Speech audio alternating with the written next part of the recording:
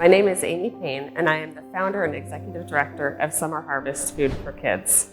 Summer Harvest began about 10 years ago when I was talking to my sister, who's a teacher over at King Elementary, and we were having a conversation about what to add into baskets for winter break.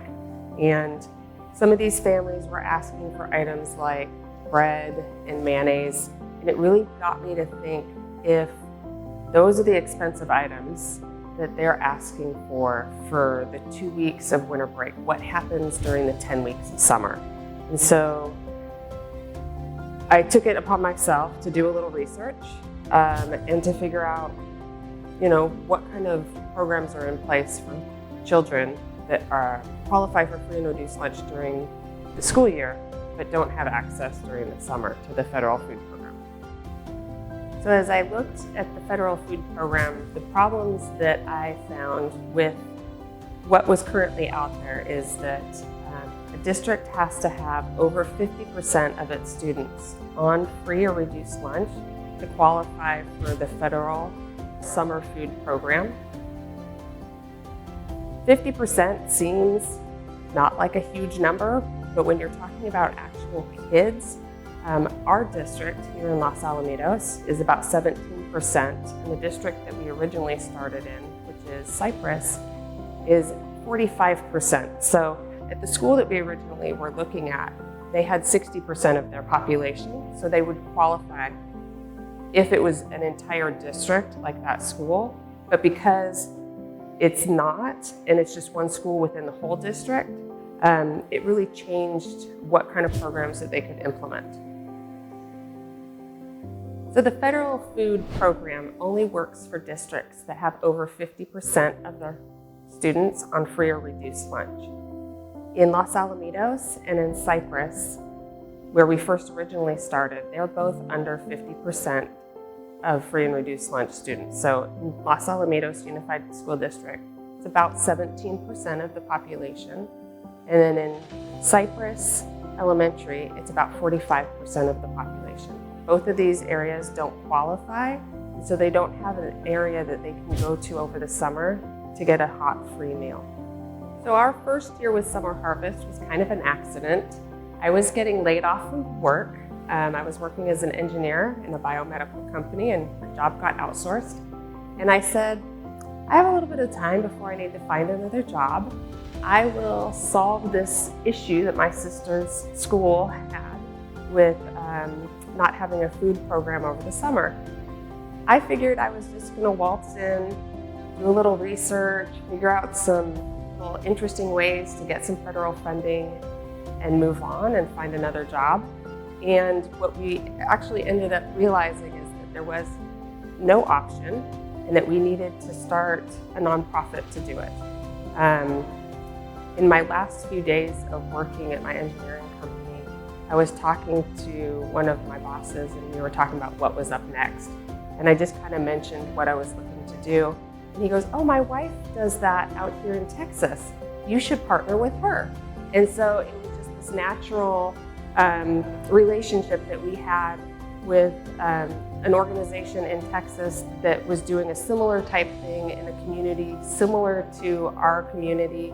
And it was beautiful. They came up with us for 2 years, and then we realized we needed to spin off into our own 501c3. So our biggest success was how we handled COVID.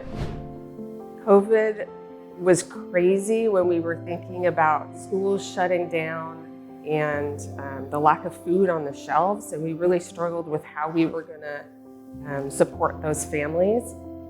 And it's the increased demand that we had.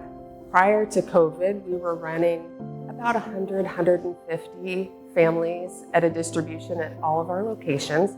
After COVID, at one point we had over 700 families enrolled in our program, and we were handing out 300 plus families at every distribution, which logistically just made our lives a little bit more difficult, but we handled it beautifully. We figured out how to package efficiently. We figured out how to get logistics of pallet jacks and trucks and be able to move food around and be able to get access to food. So we had some great partners during that time with Second Harvest and Smart and Final and Listo Produce. They were all very supportive in making sure that our families were able to get access to the food that they needed during this time.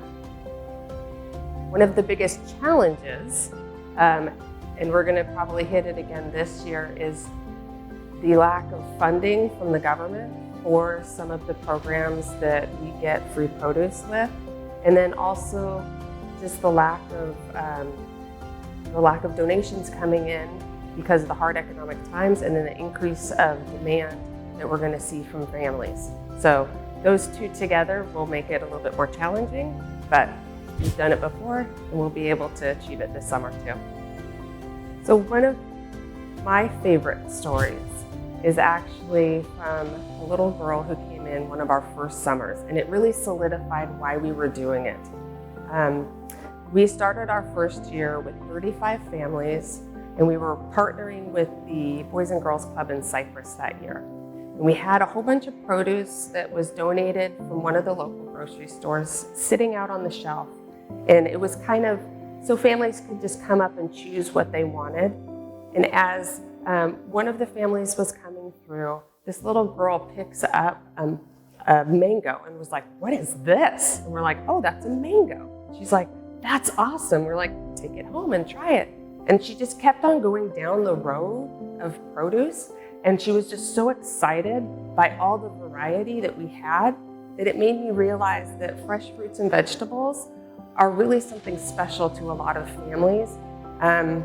I take them for granted, but seeing a fresh mango or a fresh peach, these weren't the regular oranges and apples, but they were a little bit outside of the norm. And so to light up a girl's face for produce instead of sugars or chips was exciting.